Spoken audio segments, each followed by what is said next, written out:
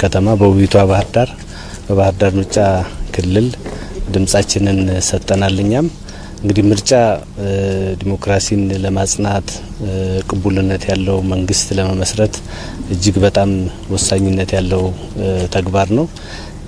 በዚህ አጋጣሚ ህዝቡም ለምርጫው ያደረገው ተሳትፎ ከምዝገባ ጀምሮ እስካሁን ድረስ እጅግ በጣም የሚገርም ነው። ለባህር ዳር ከተማ ህዝብ እንዲሁም ለአማራ ክልል ህዝብ እንዲሁም ለኢትዮጵያ ህዝብ በዚህ አጋጣሚ ምስጋና ማቅረብ ፈልጋለሁ። እንግዲህ በዚህ አመት እጅግ በጣም በርካታ ህዝብ ነው ለምርጫ የተመዘገበው። ከ54 ሚሊዮን በላይ እንደተመዘገበ ምርጫ ቦርድ ነግሮናል። እንግዲህ ምርጫ ትልቁ ነገር ህዝቡ ይሆነኛል የሚለውን መንግስት ይሆነኛል የሚለውን ፓርቲ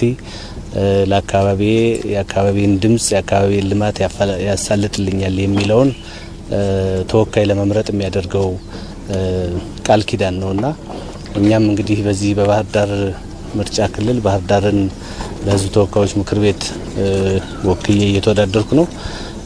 እንግዲህ ባህር ዳር የጀመረችው በጣም በርካታ ነገር አለ። ይሄን ለማስቀጠል ከህዝቡ ጋር ሆነን ተባብረን እንሰራለን።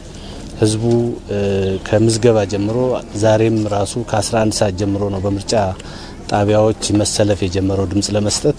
ግን በምርጫ ቦርድ ህግ መሰረት 12 ሰዓት ስለሚጀመር እስከ 12 ሰዓት ጠብቆ ነው የተጀመረው።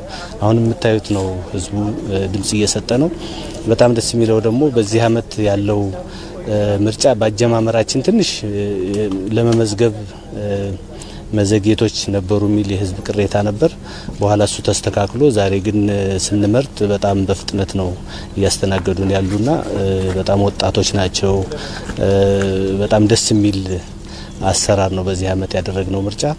በጣም በርካታ ህዝብ እንደመምረጡ ይህንን ደግሞ በደንብ አስተዳድሮ ለዚህ ማብቃት ትልቅ ተቋማዊ አቅም ግንባታ ነውና ምርጫ ቦርድንም በዚህ አጋጣሚ ለገነባው አቅም ያው ማመስገን ፈልጋለሁ። ምርጫው ምንም ይሁን ምን ህዝቡ የመረጠውን ብልጽግና ፓርቲ ይቀበላል። እኔም ህዝቡ የመረጠውን ወኪል ወደፊት እቀበላለሁ። ለምን እኔ ካልተመረጥኩ የሚል ፍላጎት የለኝም። ህዝቡ የፈለገውን ይምረጥ። ባለፈው በሰላማዊ ሰልፉ እንደተነጋገር ነው ብልጽግና ፓርቲ አንድ ፓርቲ ከሀገር በላይ አይደለም። ስለዚህ የሀገር ቀጣይነት እንጂ የፓርቲ ቀጣይነት አይደለም ፍላጎታችንና የሀገር ግንባታ ላይ ይሆናል የሚሉትን ወኪል መምረጥ ያስፈልጋል። እሱንም እንደ ተወዳዳሪ እቀበላለሁ ለማለት ፈልጋለሁ። አመሰግናለሁ።